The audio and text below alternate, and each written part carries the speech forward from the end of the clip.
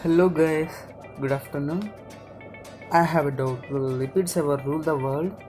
Yes, but we have a doubt. What is lipids, right? In our daily life, when we are going to eat our favorite food, we will eat excessive amount of food, right? So that extra amount of food is converted as lipids, and these lipids are helped to store energy in the form of fat molecules in our body to use it later. So let us start our topic, lipids. Lipids. Lipids, they are microbial molecules. Lipids classified into three main categories. They are simple lipids, conjugated lipids, and lipid derivatives. So these simple lipids we defined as esters of fatty acids and alcohol. So here esters means a sweet smelling substance that is produced by a reaction between an acid and alcohol. For example, in oranges, N-octyl acetate is present, and here fatty acids, which means they are infant carboxylic acids with long aliphatic chain. So this fatty acids is present in fruits, vegetables, oils, animal fats and fish oils, etc. So if this alcohol is glycerol, they further divided into two main categories. They are true fats and waxes. The true fats, also known as neutral lipids, they are esters of fatty acids and glycerol. We will see structure, formation, everything in detail. And the second category, they are known as waxes and also defined as esters of fatty acids plus alcohol other than glycerol. Here glycerol, which means is a simple poly compound. It is a colorless, odorless, viscous liquid that is sweet tasting and non-toxic. So this glycerin is found in meats, soybean products, condensed milk, etc. So and the next one is conjugated lipids. So these conjugated lipids, which means they are also known as true fats or simple lipids plus a non-lipid. So let us take number of example for conjugated lipids. One could be phospholipid. As the name tells us, there is phosphate attached with lipids. The next is glycolipids, which means carbohydrates associated with lipid. And if it is protein, so this protein associated with lipids, then we call as lipoprotein. And along with lipid, there is non-lipid part, that so those kind of lipids is conjugated lipids. Now coming to derivatives. So these derivatives, in this we would take two major groups. They are sterols and terpenes. Sterols, under which we would take phytosterol, zoosterol, actosterol, cholesterol is going to be discussed. And so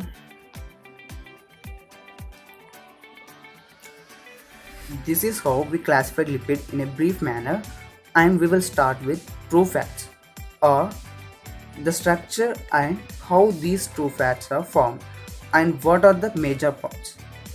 So let us start with true fats or neutral lipids. As we have defined them, esters of fatty acids and glycerol. So let us first understand these two topics, and then we will see how the two things are combined to give us simple neutral or lipid true fats. So fatty acids are long chain hydrocarbons with carboxyl group. So they have a long chain of hydrocarbons which we write with RCOOH. Okay, so these fatty acids again divided into two categories. They are fatty acids categorized as non-essential fatty acids and essential fatty acids. We already know what we need by these two terms. Non-essential means even they are not present in our diet because our body can synthesize those non-essential fatty acids. And here essential fatty acids, those which must be present in our diet because our body cannot synthesize them. Now when we need about essential fatty acids, sometimes we come across two names and sometimes we come across three names. So why this differences happen? So the first essential fatty acid is linoleic acid. So this linoleic acid is present in oil, nuts, seeds, meats and eggs etc. So this is the one which actually gives us omega 6. And the second essential is alpha linoleic acid. This alpha linoleic acid is present in soybean oils and some other oils, and this is going to give us omega 3. This linoleic acid is going to convert as fatty acids, which is essential for our body. So the third one is arachidonic acid. Then why it is coming under essential? Because our body cannot synthesize this, it must be taken from outside, and in some cases it is not included in essential because it can synthesize it using linoleic acid, but it is required, it is essential for fatty acid in our body. If linoleic acid is less or deficiency of linoleic acid, automatically there is going to be deficiency of arachidonic acid. So either all three, so they come under essential fatty acids. But actually, if we are taking these two in sufficient quantities, linoleic can convert it into arachidonic acid, and that is why in some cases we got two names, and in some cases we got three essential fatty acids in the category of non-essential. Any other than these three are they are non-essential. We can synthesize all fatty acids. Now we coming to one more thing about fatty acids. So fatty acids can be saturated or unsaturated. Saturated fatty acids, all they have single bonds. These saturated acids which are present in cheese, butter, cream, palm oil, etc. And unsaturated fatty acids, they have double and triple bonds. In these unsaturated fatty acids, they are present in olive oil, peanut oil, sunflower, and etc. If saturated fatty acids present in fat, then the fat will be called as saturated fat. If it is unsaturated fatty acid, then the fat will be termed as unsaturated fat. So now let us see glycerol molecule. Glycerol is an alcohol, and we write it as CH2OH, CHOH, CH2OH. So that means there are three places where fatty acids can combine, where if the fatty acids comes and bind, there is RCOOH, then the bond formation would be with elimination of water. This bond is known as ester bond. So how many ester bonds can form here? One is formed here, and second is formed with second hydroxy group, and third can be with third one. Now how can we represent it? So glycerol represented by a circle, and the line which is fatty acids in this.